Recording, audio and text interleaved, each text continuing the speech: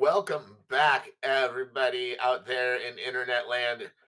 It's early, and we're about to access the best early access nominations for Best Early Access Game of the Year 2022 here at Shack News. Who would like to get their vote out early right now? In fact, who would like to go I'll first go first. for early access? Gregums. So, Have a Nice Death is a delightful little platformer game that gives me a lot of Mega Man X vibes, but it has also like a ton of little personality and really beautiful. It's not pixel art, but it's definitely hand drawn, like little animations. And it's such an adorable game, and it deserves a nomination for that reason. It Okay, feels like the let me platforming feels great, the combat feels great, the design feels great, everything about it just screams personality. it's like a side-scrolling Hades. It has a lot, or you could compare it to like Dead Cells or something like that, but it's definitely more on the cartoonish side. The idea is that like you're death, and you have to basically get your company in order. Like you're the boss, but like you have to deal with like you know demons and people in different departments that are just looking like for a reason to kick your butt. And like yeah, it's got some cool variety when it comes to like the weaponry and the skills that you can attain.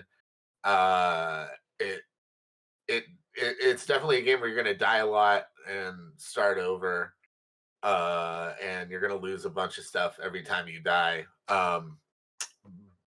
But the levels are like a good length, and you get like every at the end of each level you get to an elevator, and you can choose which floor you want to go to next. So you might pick to go to a floor where you get a boost. Maybe you want to take there's a like objective to take on like a certain boss. You might try and like go to the floor and like beat them up and see how you do. Yeah, and the bosses really do feel like Mega Man, Greg. I think that's like a good point. It's just like you're in the room. They have like some bullet hell attack patterns sometimes or other special abilities, and you're just jumping around and dodging until you can get those hits in. Just very Mega Man like. Yeah, I love the variety of spells and weapons you get in that game too. They do such vastly different things, and they're upgradable, so you can even make them stronger than they were when they started. And then there's the fact that like the humor in that game is just very good for a game that's all about death as a capitalist bureaucracy. Uh, like the idea of Yeah. death having to get a whole bunch of lazy managers back to work. Uh-huh. And Yeah, dealing with middle management. That is like basically the game, but in a fun way. mhm. Yeah, and the art style is so tasty. It is a very cute cartoonish death that you play as. Uh Very expressive as well. I like the art style a lot. I like the gameplay. Uh I'm with you on this one, Greg. Have a Nice Death is an excellent game. And a good first nomination. Uh let's see. TJ, since we already got you talking, Asif's not here to talk about Satisfactory, but I know that you can give this game some love in his absence. Yeah, we one year we gave Factorio the award for best early access game, and Satisfactory is good for all of the same reasons, but in a different sort of style. Like much like Factorio, the whole point of Satisfactory is to visit and like make it to an alien world, survive there, and build in an industrial industry on that world that like eventually like it starts with you putting in the inputs to begin the industrial process of manufacturing and mining and creating products that you can then sell. But the whole goal is to eventually create a complex that is completely automated and runs itself and is and eventually does the mining, does the manufacturing, does the off-world delivery for you. It's a really cool game, and like Factorio was top down, where like in a sort of SimCity sense. With Satisfactory, you're actually in a bodily avatar on the ground level, like putting these machines together, placing them, and interacting with the resources and wildlife and planet around you. And I think that extra bit of immersion actually makes Satisfactory the better experience, in my opinion. Yeah, I've seen some of the machines that have been built in this game, and it can get pretty nuts. Like I have trouble with games like this just because my brain doesn't necessarily wrap its head around like all of the fabrication aspects of games like this. But yeah, it's a pretty impressive uh looking game here. And yeah, the whole idea that you're like working towards autonomy the whole time is interesting because it's essentially like you're trying to get to a point where you're like kind of you're like hands off, you know, put it down, and that's when you feel the most achieved, right? Absolutely, it's really great when you finally get even to that first minimal foundation of making things work without you having to be there to put in like the resources or the inputs necessary to keep the whole thing in motion. And once you see that, like once you have that and you like can venture off to work on other projects and come back to see it all still in working order, it kind of feels very satisfactory. Hey, I like what you did there. I get that. Hey, whoa. Okay. Well, thanks, TJ, for taking a moment to represent Satisfactory. But let's keep rolling down the line here. Who'd like to throw their nomination out next? So, can I just say, for the record, a couple years ago, that even though Animal Crossing mania was taking over the world, that I somehow, for the most part, managed to resist it. And it's not that I don't like the Animal Crossing games, but I didn't get them. Boo. But I didn't get. Boo. Hang on, I didn't get them.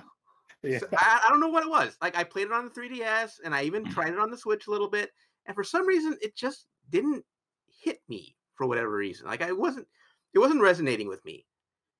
And then on a recommendation from like a couple of friends, I looked at this I looked at this Disney Dreamlight Valley game, and I'm like, okay, I'll give it a shot.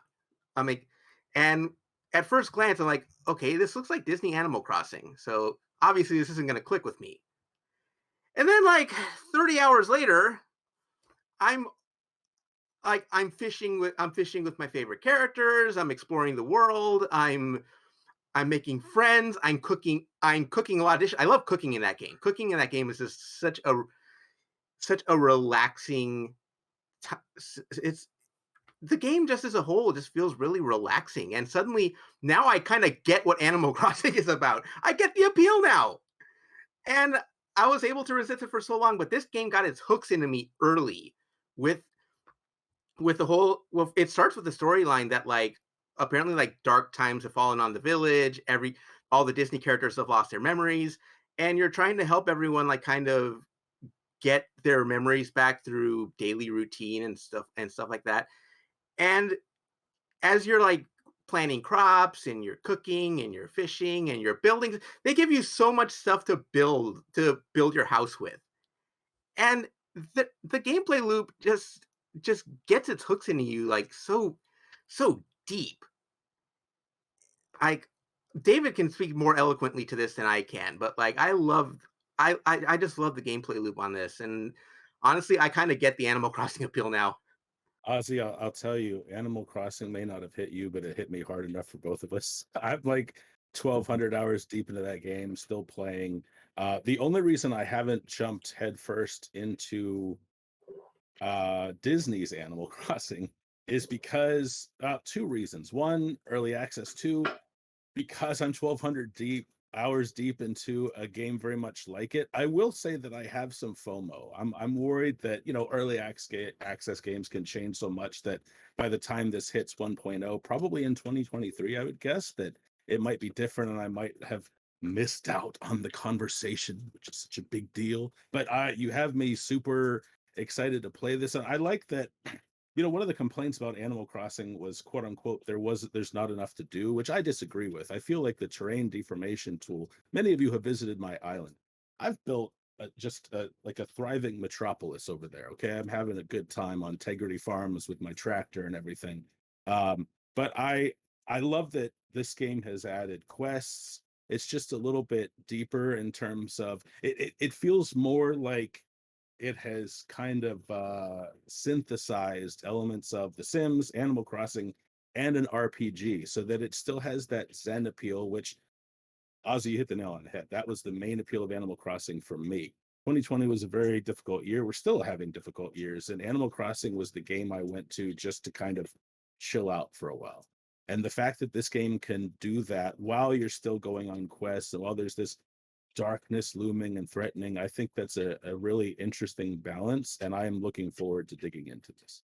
And I love Side watching story here, Ozzy, is that the next time an Animal Crossing game comes out, you're super screwed I think because they have- now you get it. So. Now I you get feel it. like I love watching the villagers Oh. interact with each other, and Yeah. you recruit more villagers as you go, because like as the early access period is going, they're opening up more Disney worlds for you to visit. Like the Toy Story update just came out at the time of we're recording this, and one of the main premises of the game is you go into these Disney worlds, you visit the main characters, and you go, oh hey, you used to hang out at the village a lot. Like, would you like to come live at the village? And then you bring them to the village, you place their house somewhere, you build their house somewhere, and then they just become part of the daily routine, and they interact with one another. They have conversations, and it's fun to witness. And there's the quests also involve like kind of like interacting with the villagers and making sure like they interact with each other. I think there's one in particular where like you're trying to overcome a curse. So you need to ask Mother Gothel from Tangled to ask a favor of Ursula from The Little Mermaid. And just little interactions like that, like kind of like they speak to me as both a Disney fan and as someone who just wants to get away from the more serious end of gaming. So let me ask you this. I think a lot of my favorite experiences, for me, Animal Crossing New Horizons has been a solo game, but the Shack staff has had a lot of really fun I think I know where you're going memories. with this. So there's, on New Year's Eve 2020, Asif came over, my wife Amy came over because we play it side by side, and we rang in New Year's 2021 together. And then last year, the Shack staff, one of my favorite memories was we were on Donovan's Island. It was Bill, Asif, and me. And we went to the coffee bar, but Asif didn't have money to buy any coffee, so he had to raise a glass of water while the other three of us were drinking coffee. And I was like, "Wow, Asif's broke. This is definitely a video game." And it was just hilarious that he was the only one there who's just drinking water while we're throwing back coffee. Is the co-op, is the multiplayer in this? Does it have that same sort of feel, or is it's as much fun to play with friends, to show off your island, to show off your whatever, as it is to play solo? No, there unfortunately aren't a lot of multiplayer opportunities here. Like you can't really invite friends, you can't visit other people's villages. Like it's a big oversight, and it's something that I hope that they can get out there either before 1.0 or like after it goes 1.0. But right now this is it feels very strictly a solo experience. Here's my question for you, Ozzy. Who's the Tom Nook of Scrooge this game? McDuck. Really? Of course he is. Of Oh course my he is. gosh! Yeah. Come on, That's man. perfect. That's so Yeah. perfect. He's so shamelessly money hungry. It's pretty great. Oh man, And that's he's fully in character throughout this whole Okay. thing. Like he puts Tom Nook to shame, and I love it. okay. Here's the thing. I'm kind of not a Disney person, but I appreciate that. There's Disney characters I like, things I like. Have they done are they gonna do like Star Wars or anything like that in this game, or is No, it I like think old school? I think we're sticking to the core Disney properties for now. I think Okay. I think but they are bringing in some Pixar characters, as we saw with the Toy Story update that just came out, and Okay. and Remy from Ratatouille is like a big part of the game because he teaches you how to cook. I think they're Nice. sticking to core Disney characters for now, but if you go into that kingdom, which is where all the doors are to the different realms, they've only filled like 15% of them. I think the door is definitely open if they want to play that card and pull in some of their other properties down the road. Well, they definitely have the better Tom Nook, I think. No. I mean, Nah, I've given Tom Scrooge, Nook so much money. I've invested too much. Like, I can't. I have to review you on principle. Scrooge Scrooge will McDuck. nickel and dime the crap out of you. It's so No, hilarious. I'm citing DuckTales versus just In the a case of raccoon in a Hawaiian DuckTales shirt. versus, yeah. Scrooge McDuck, clearly the victor in that scenario. Let's move on to the next nomination, shall we? Let's see. I think Sam has a nomination that we're gonna need somebody to talk about. Donovan, you said that you could talk about V Rising, right? Yeah, I played a bit of it with the dev actually. It's a pretty unique kind of vampire spin, I guess, on a Diablo clone. You have to make your own vampire. You're fighting both PvE and PvP as you roam the world. You'll just casually run into other players. While I was playing, I had both ends of that spectrum where some players helped me out. We took down a boss together, and some just attacked me on sight. Uh, Very loot based. You can set up little camps. And they kind of they're static. They stay there when you leave the game. You come back, people may have rummaged through your area. It's got a cool online dynamic. I thought it was pretty fun. It was a good, probably one of the better spins on that formula I've seen in recent years. You know, I remember watching you as a vampire fight a bear and completely It was fail. rough. As a vampire, I feel like a vampire should be able to take out a bear. You would What think, about right? a vampire bear, Blake? Well, Changes things. I mean, that would be the bear would Vampire. probably have the advantage at that point. Yeah. Yeah, but a regular old bear, I feel like vampire advantage. Like, vampires probably have at least the strength of 10 bears. That's all I'm saying. That But seems scientifically sound to me. yeah, Yes. I like I'm that Canadian and I approve this message. I like that you can like hypnotize people in the village and make them go and build your castle for you. This game sounds cool. Yeah, there's a lot of cool little Totally. aspects to it, but Checking this out. it's almost like Diablo meets a survival game Shit. in a lot of ways, if that makes any sense. But you can only be a vampire class. Yeah, and they're still making a lot of expansions. That game really blew up when it hit the scene. Like when it launched during the early access, like tons of people were playing it. I think it had the advantage. It had that like COVID bump too, if I recall correctly. Wow, this art style, it's like Torchlight 2 crossed with Diablo 3. It's pretty awesome. There you go. Yeah, David, it might be your kind of game. Did you like survival games? I feel like the survival mechanic is one of those that it feels a little overwrought, but if it's, wrapped in an ARPG shell, I'd probably I want to give it a shot. It's also only $20. That seems like a good entry level early access price, right? So yeah. If Sam were here, he'd be like, "Oh, mate, it's great. You are a vampire and you survive." Yeah. And he's talking me into buying another game. That's what's happening. And Donovan too, obviously. So. Yeah. There you go. David, I think you're going to get most games purchased during Shacknews Game of the Year deliberations 2022. Yeah. Yeah. We'll get you a trophy. Let's we got one more nomination though. So without further ado, TJ, would you like to take the platform once again? Sure. This might be a tough sell because I don't know. I feel like out of our staff, I'm probably one of the people that is most in admittedly most into strategy games and real-time strategy and turn-based and all that stuff. I grew up on that stuff, and Dune 2 specifically, Battle for Arrakis, is one of the earliest games in my life I remember playing. It was I love the Dune universe. It's an incredible universe full of interesting stories and people and factions and subterfuge and tactics and all that stuff. And it's been like Westwood Studios isn't around anymore. They're the ones who started that whole thing with Dune 2. They popularized the real-time strategy genre with that game. So I would be with that in mind, like I would be when Funcom first announced that they were making a new Dune strategy game in 2021, I think. I think it was brought up at one of the Game Awards actually. I lost my mind.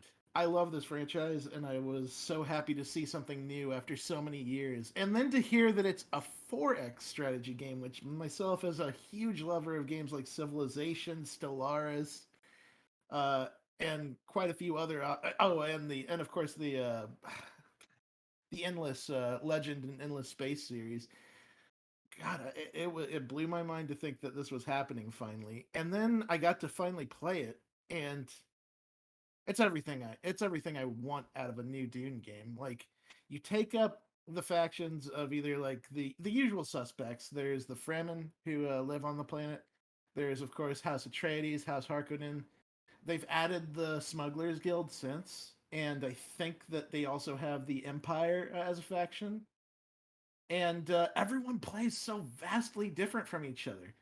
You start by like picking like two advisors that are based on main characters from the books that give your faction certain bonuses. Like I love playing as the Fremen because the Fremen can can of course ride the sandworms, and that allows them to move in the sand in a way that nobody else can, and suddenly deploy a whole bunch of like shock troops at once in an ambush on enemy combatants.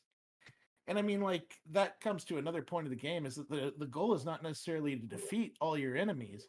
The goal is to control Arrakis. And you do that by either defeating all your enemies in combat, like wiping them out. You do that by appeasing there's actually like an economy system. You have to remember that in Dune, the whole goal was to mine the planet for spice and gain the Empire's favor. And so you can engage in the economy, gain control of the resources, and gain an economic victory. I think you can also gain a couple other versions of victory in the game. Um, but more importantly, the fact of the matter is you can actually like engage in subterfuge. You start gathering a spy network. You can use those spies to either check out what other factions are doing, what kind of science they're focusing on, or you can straight up try to have their leaders assassinated by your spies if you have enough power and have enough like skill in your subterfuge tree. And it's like there's the other thing that I really like about this game is that like it has skill trees spread across economy, warfare, spycraft, and diplomacy. And obviously each of these factions, like Harkonnen, are brutal and well versed in military tactics. Atreides are more versed in diplomacy. And I just love it. I love how differently you can play this game every single time that you jump in. It's like it's something I This dreamed of for a long time as far as what I would want out of a modern Dune game, and to see it finally coming together in early access has just been so exciting for me. spice must flow, TJ. The spice must flow. All right, and with that, Morgan, I know that you had multiverses, but it's not in early access anymore, unfortunately.